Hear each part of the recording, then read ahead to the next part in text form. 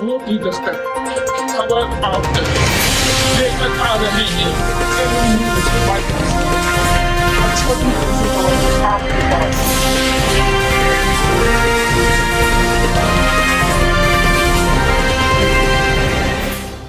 सलाम, सत श्री अकाल, नमस्कार। आप देख रहे हैं एमएम न्यूज़। जनपद आगरा के जेपी होटल में द्वितीय इंटरनेशनल बायर सेलर सम्मेलन एवं प्रदर्शन का आयोजन किया गया।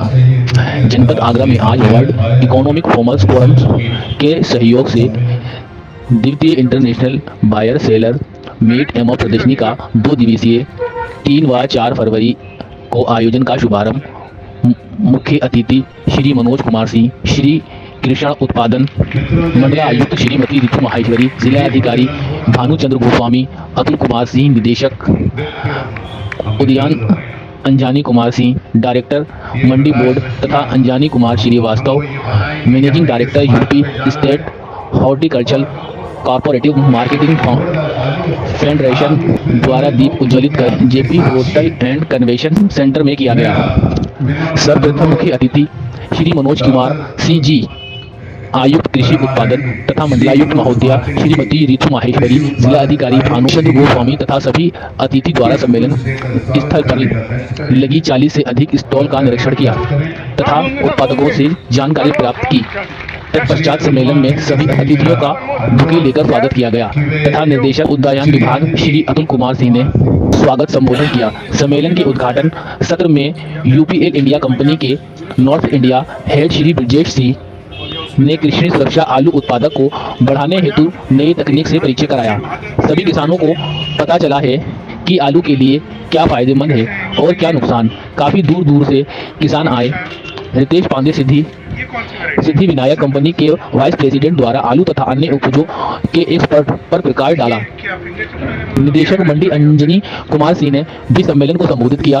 सम्मेलन में किसानों ने भी अपने अनुभव बताए। द्वितीय सत्र तकनीकी सत्र के रूप में आलू का वैल्यू चेन का विस्तार यूपी में यूपीएमआईपी कार्यक्रम का यूपी में कृषि क्षेत्र में एआई प्रगति तथा कृषि क्षेत्र में डिजिटल ढांचे एवं नवाचार के अवसर जैसे विभिन्न विषयों पर काफी चर्चाएं की गई। इतना ही नहीं, मुख्य अतिथि श्री मनोज कुमार सिंह जी कृषि उत्पाद आगरा में निकटवर्ती अलीगढ़, कन्नौज, फर्रुखाबाद आदि में आलू की बहुत उन्नत खेती होती है। आलू की फसलें काफी अच्छी होंगी। इसी के प्रतिष्ठित आगरा में इंटरनेशनल पोटैटो सेंटर की स्थापना की जा रही है। ये सेंटर खोले जाएंगे जिससे कि किसानों को बहुत राहत मिलेगी। उन्होंने बताया कि कुछ सप्ताह बाद सारी अनुमति औपचारिकताएं पूर्ण हो जाएंगी और पोटैटो सेंटर के निर्माण का शुभारंभ जल्दी ही किया जाएगा। आलू की उत्पत्ति मानी जाती है कि वहां से अच्छा व सस्ता आलू बीज लाकर आगरा के इंटरनेशनल पोटैटो सेंटर में विकसित कर आगरा में आसपास के किसानों ज्यादा पैदावार और कीमत मिलेगी। किसानों को ट्रेनिंग भी मिलेगी जिससे कि सभी किसान खेती आराम से कर सकें।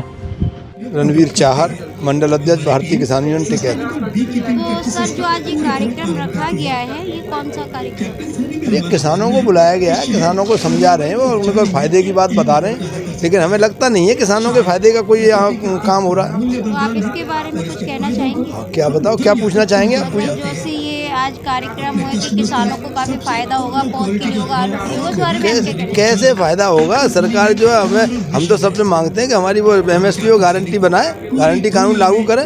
फायदा तो किसानों का जो वाजिब दाम दे उनकी फसलों का फायदा तो जब होगा ना किसान को। भाई किसान क्यों इधर उधर घूम रहा है, क्यों भाग रहा है, क्यों आत्महत्या कर रहा है? अब ये इस तरह करोड़ों रुपए इसमें खर्च कर रही है।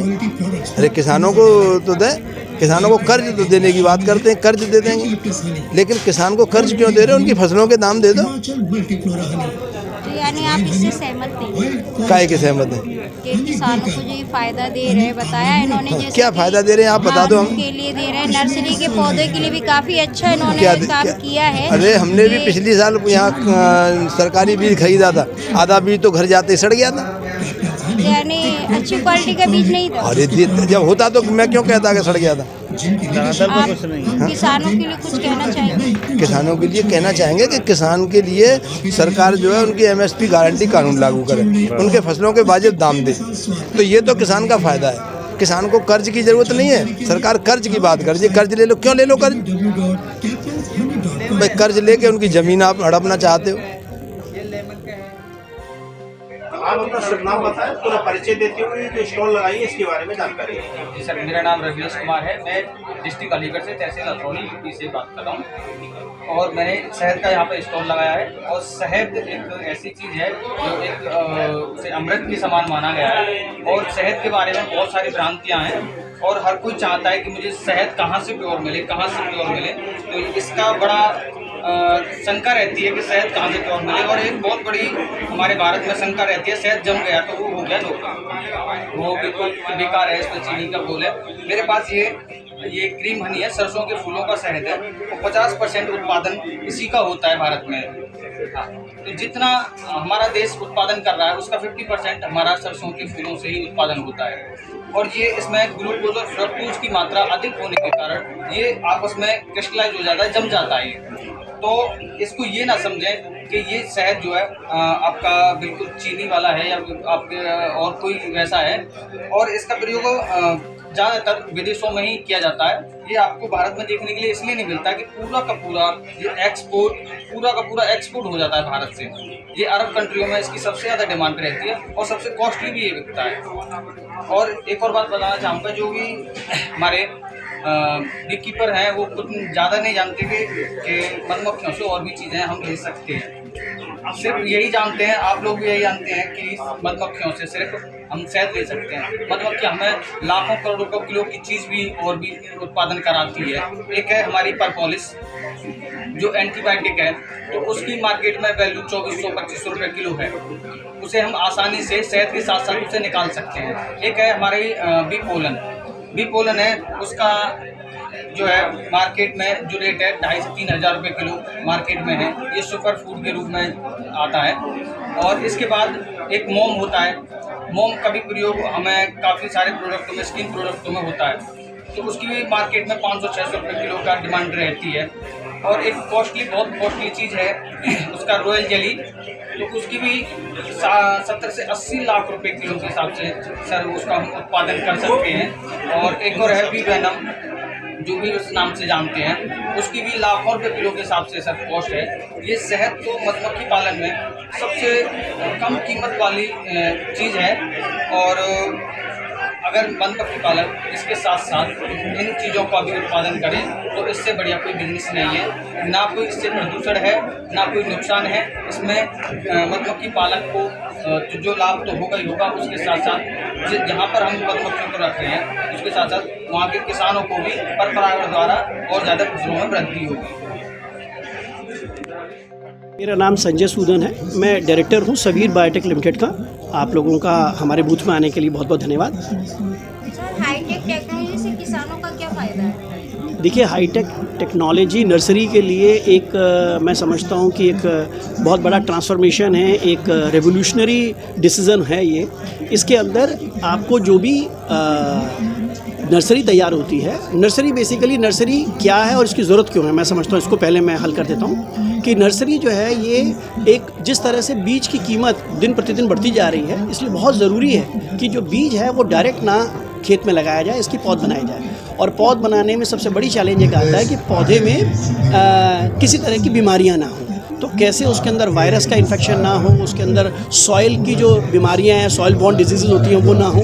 इनके लिए एक हाइड्रोपोनिकली प्लग टाइप नर्सरी का प्रोडक्शन भारत में पहली बार 2009-10 में सवीर बायोटेक लिमिटेड ने शुरू किया छत्तीसगढ़ में। आज वो उत्तर प्रदेश में एक बहुत बड़े रूप में पूरे मैं समझता हूँ 20 करोड़ लोगों के फ़ायदे के लिए सरकार का एक बहुत अच्छा कार्यक्रम शुरू हो गया है, चल रहा है। इसके अंदर लगभग सालाना 100 करोड़ के आसपास की प्लानिंग है प्रोडक्शन करने की, सालाना प्रोडक्शन। तो इससे ये जो डिजीज़ फ्री जब प्लांटिंग मटेरियल मिलेगा किसान को, तो उसमें उसको खूब फ़ायदा होगा। और जब बीमारी नहीं होगी तो बहुत अधिक से अधिक आपको पैदावार मिलेगी, पेस्टिसाइड कम डालना पड़ेगा। इसके लिए किसानों के फ़ायदे के साथ साथ एंड यूज़र का भी बहुत बड़ा फ़ायदा है।